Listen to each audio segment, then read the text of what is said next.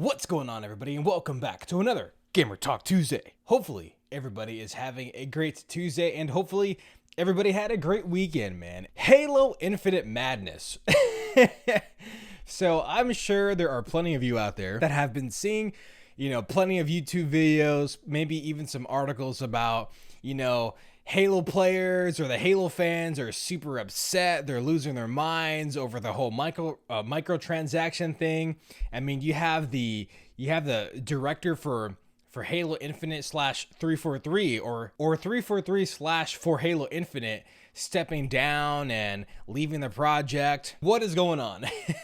You have the Halo Infinite director leaving. You have people on this side talking about microtransactions and stuff, and people are saying, "Oh my God, you're gonna have to buy colors and stuff." I'm going, what is going on here? I found nothing about the whole color thing, so I just want to stick with that first because that seems to be the craziest thing going on, and I'm actually gonna pull up some comments just in case I don't remember what exactly the person said. So I do have a comment ready to go to share with you guys. So I guess I'll just start it off with this whole comment that somebody left. So shout out to Mod Nation. Oh, I am so sorry, Mod Nation. If you're watching, I did not mean to dislike your comment. I did that by accident. I have about 2 windows open. So anyway, so Mod Nation, shout out to you. It says, and by the way, they left this message on my video where it said explanation for 343's codings and microtransactions in Halo Infinite. This was last week's Gamer Talk Tuesday, and again, Mod Nation said, the reason people are mad about the coding system is because Spartan customization is a main element of Halo. I am not arguing that at all. Monetizing armor customization just ruins it. Every single piece of armor in Halo 5 was able to be purchased, and that ruined Spartan customization. I kind of agree with that. Armor in Halo used to mean something. Every piece of armor had to be earned or grind for. I think they put grind, but I'm pretty sure they meant grind. Charging money for colors is worse than charging for armor. I don't think Halo Infinite's multiplayer should be free to play because it brings microtransactions through the roof. So there is a lot of what the cool kids would say to unpack here. So I'm not going to argue or really speak on the whole, armor does mean something to Halo players. It just does, because when Halo 3 came around, you had to pretty much unlock achievements, and I think you had to accomplish certain things within the game to unlock pieces of armor. So I don't know, for example, the katana and the Hayabusa armor, I believe you needed to unlock, I think, all of the achievements for that stuff, right? Correct me if I'm wrong, but you needed to get all of the Halo 3 achievements to get those things. So obviously in Halo 3 back in 07, 08, when you saw somebody with all Hayabusa armor and the katana on their back, you said, oh my God, they got all of the Halo 3 achievements? That's crazy. That is insane. That's awesome. I respect this player because they grinded for it. So that's awesome. I completely understand that aspect. Especially for Halo Reach, when you got to Inheritor in Halo Reach, obviously skull helmet, pretty cool, pretty snazzy, very commendable for the players. In Halo 4, there were weapon skin packs. The whole, I think there was a champion pack. There was more of a gold or a steampunk pack. So in Halo 4 even, there were, I guess, customization options or features that you can unlock. But then if you say, for example, completed Halo 4 campaign on Legendary, you can unlock the Mark 6 armor. So I think right there is that happy median that 343 is trying to achieve. So when you saw somebody in Halo 4 back in the day with the steampunk weapon skin, you would just go, oh, okay, cool. Yeah, they probably just bought that. Yeah, that's a cool looking skin, but they bought it, didn't really mean much. It looks cool, but again, they bought it. Whereas when you saw somebody with Mark 6 armor, you go, wow, they beat the campaign on Legendary? That's pretty cool. I mean, maybe it wasn't that cool because for all we know, they probably had a buddy that helped them. But me, I beat the campaign on Legendary all by myself. because I ain't no bee. But anyway, actually, I am a bee. My name is Brandon. But anyway, so there were aspects of, I guess maybe that was the only aspect, but there was one aspect in Halo 4 where you said, wow, that player just unlocked that armor by beating the campaign on Legendary. That's pretty cool. And then you did have weapon skins where you noticed or you saw, oh yeah, somebody probably just bought that. I think that's what 343 is trying to go for right here.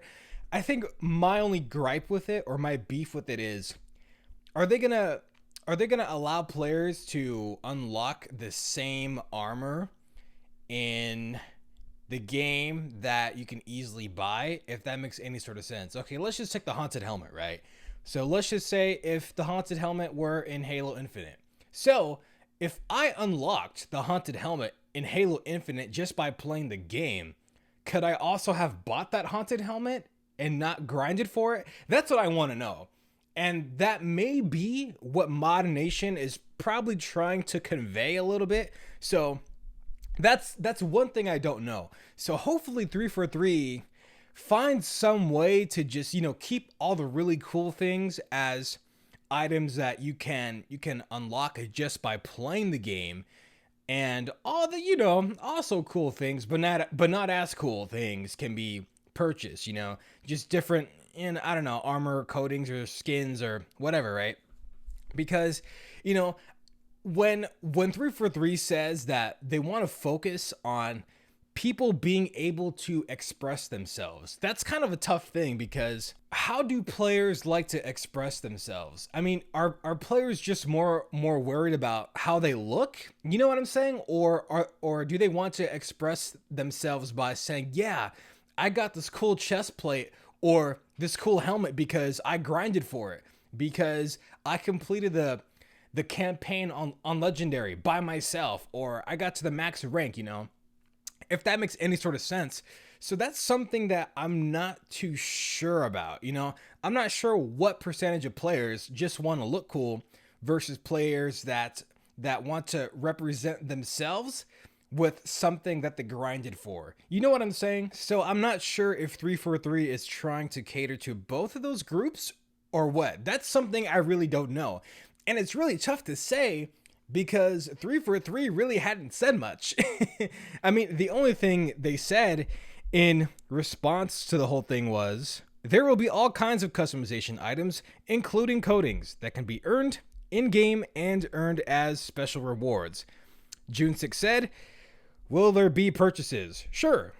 Is that the only way? Absolutely not. So that's pretty much all they said in terms of customization, microtransactions. And there's just a lot of speculation. There is a lot of, people thinking of just crazy things, such as the whole, buying colors. I don't know where that came from. I don't know where people got the idea of players having to purchase $4 or $5 for just a color, right? I was looking for somewhere that, 343 said, oh yeah, you guys are gonna have to buy colors. I've yet to see that, and then I'm gonna be honest. I don't watch other YouTubers in terms of, like gaming news and stuff, because I like to go and find the information myself.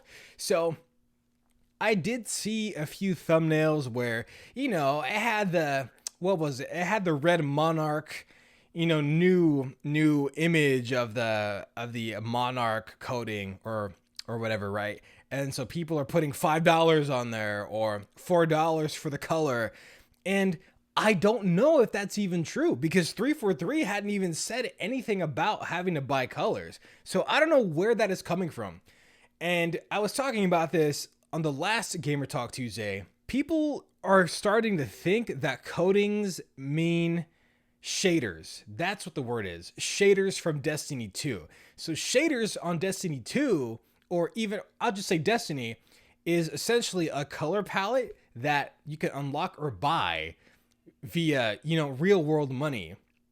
And you apply those shaders to a certain piece of armor or the cloaks or whatever. So people at some point started to think that coatings meant shaders. And I can't tell you whether that's true or not, but the evidence that I have to kind of debunk that is with Halo 4 coming to PC. So if you guys want to go ahead and check out the video that I made last Tuesday, feel free. I will leave a time card. So just as I said last week, I think the coatings, I'm pretty certain at this point, because I hadn't seen any other evidence to suggest what coatings might be. Coatings is just another word that 343 is using for skin. That's literally how it looks. At least to me it does. Because again, I don't see why 343 would use the word coating in such a way, especially right now, because this is the first time I have ever seen the word coating being used in Halo. So 343 is going to have to be consistent with how they use the word coating. So again, I highly doubt right now that 343 is going to do a shader thing. Because again, I hadn't seen any sort of evidence to really support that whole idea.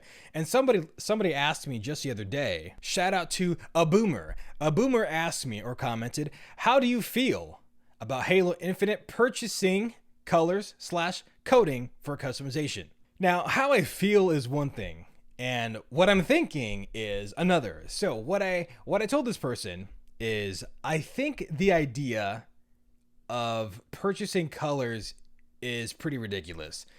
And again, it's just an idea that is out there. I'm not sure, again, if 343 actually said these things. And if you guys have some kind of insight, if you guys have some kind of article where it says, 343 announced that you're going to have to buy colors or whatever, let me see that, because I hadn't seen that. I'm over here looking for articles and stuff, and I just don't see that. So I don't know who keeps pushing all this, having to buy colors rhetoric. It's really crazy to me. And again, I do understand the concern, but man, I just don't think 343 is doing that. But I wouldn't be surprised, So I'm not saying that they're not going to do it. I just don't see any sort of concrete evidence for that. It's all just a bunch of speculation. And so I don't want anyone saying, oh, Brandon, well, Green Skull said this or Halo followers said that. Just because somebody says something doesn't mean that's what's happening. Unless they have some kind of inside knowledge that I don't have. I wouldn't be surprised if they did, because they're pretty big YouTubers and stuff. But again, I don't like to watch other people's things, because I like to, speak from my mind and do all the research myself and then give you my 2 cents on it, I do have to just agree that the whole idea of buying colors is really stupid. Let me check and see how much time I've been going on for 20 minutes. All right, guys, I'm going to have to end it right here because I've been speaking for a really long time. Sorry about that. But anyway, hopefully, I gave you some kind of comfort or at least a different perspective on the whole thing. And I might come back with another video this week talking about this kind of stuff, because this is one of those things where, I love Halo. Halo just hits me home, I do understand all of the concern, but just the whole, oh my God, you got to buy colors, $5, $6. That's crazy. That's just crazy to me. Because again, I just haven't seen it. I have not seen 343 talking about, oh yeah, you guys are gonna have to start buying colors and stuff. If they hadn't specifically said that, I don't see why people should be thinking that way. But I do completely understand with the way that 343 kind of worded their whole system. There's a bunch of, different interpretations out there.